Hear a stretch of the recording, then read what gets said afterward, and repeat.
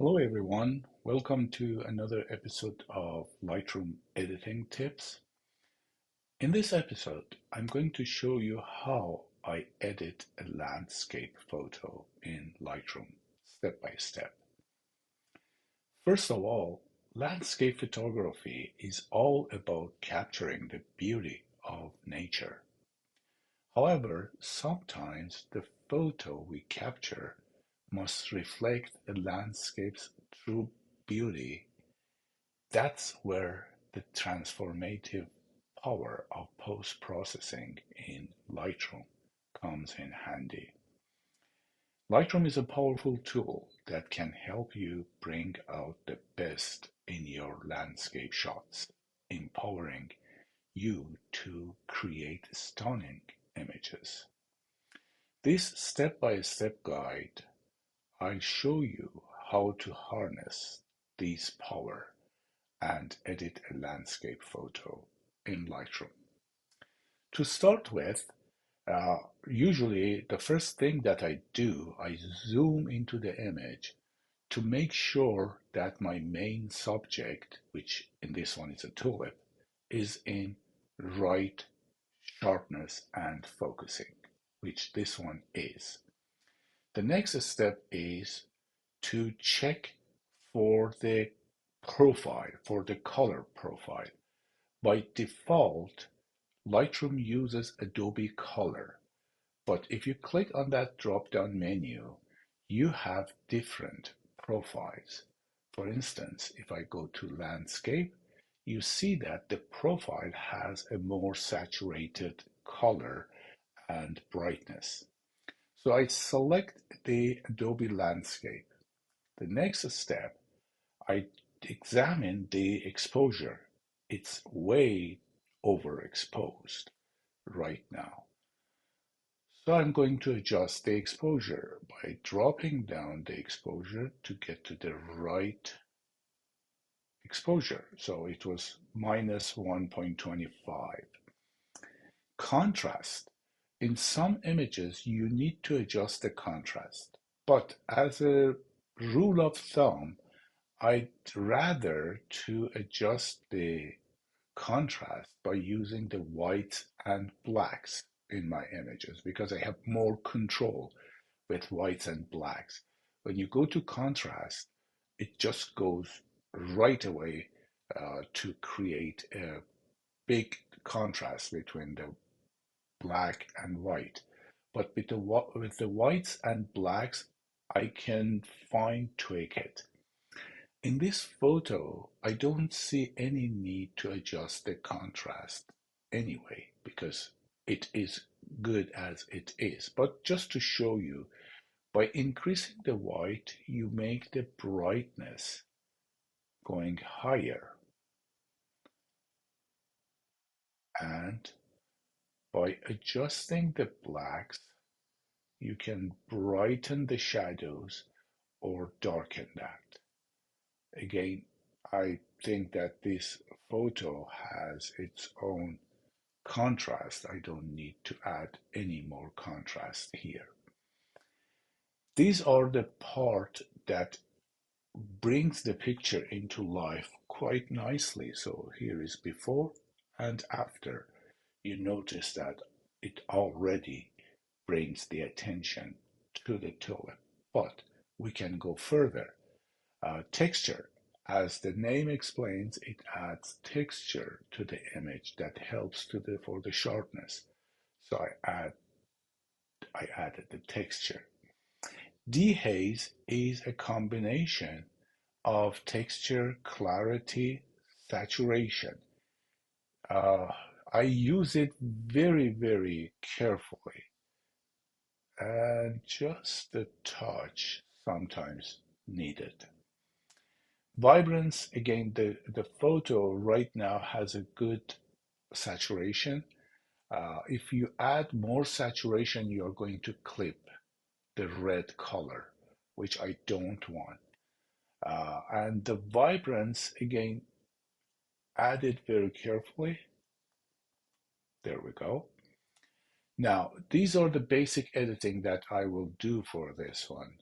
The white balance in this example is a correct white balance. I don't need to do anything about the white balance. Now here comes the fun part. That was the global adjustments. Always after doing the global adjustments, I go for local adjustment with the masking. But before doing that, I'm going to zoom into the dark part of the area to check for the noise.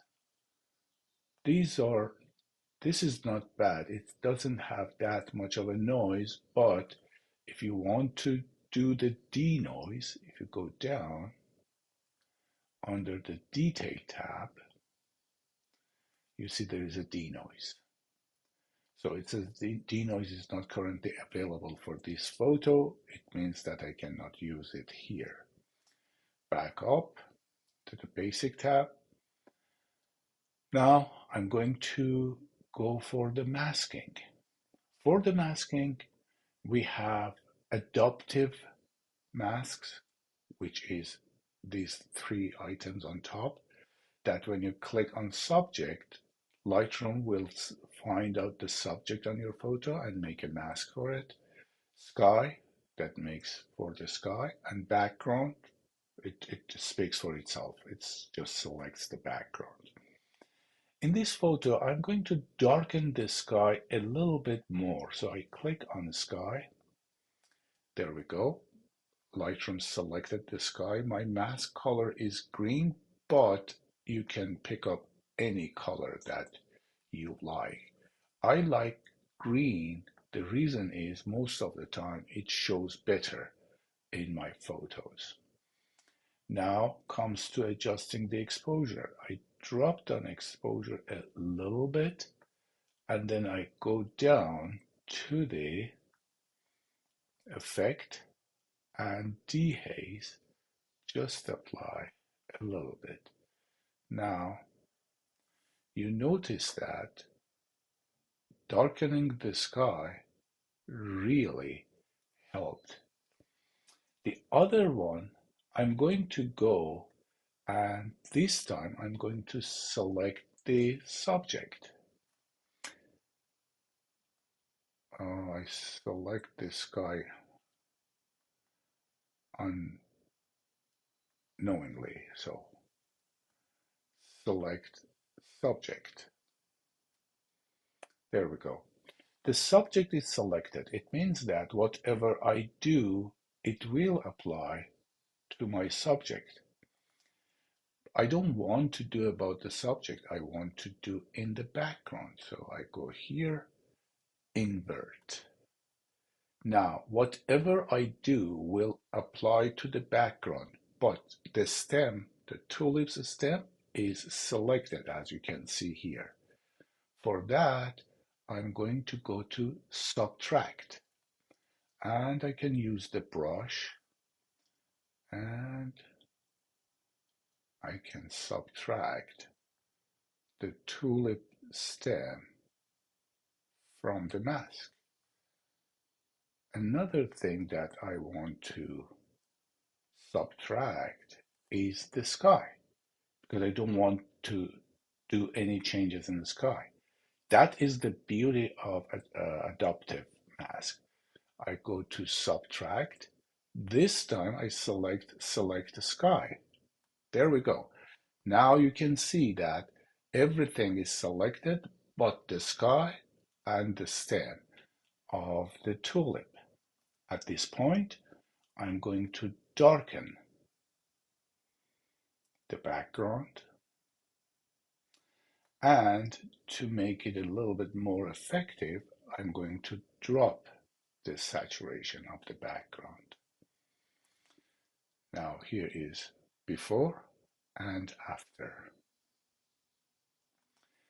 And for the last part, if you want to make it a little bit more interesting, you can add a radial gradient, and going this way,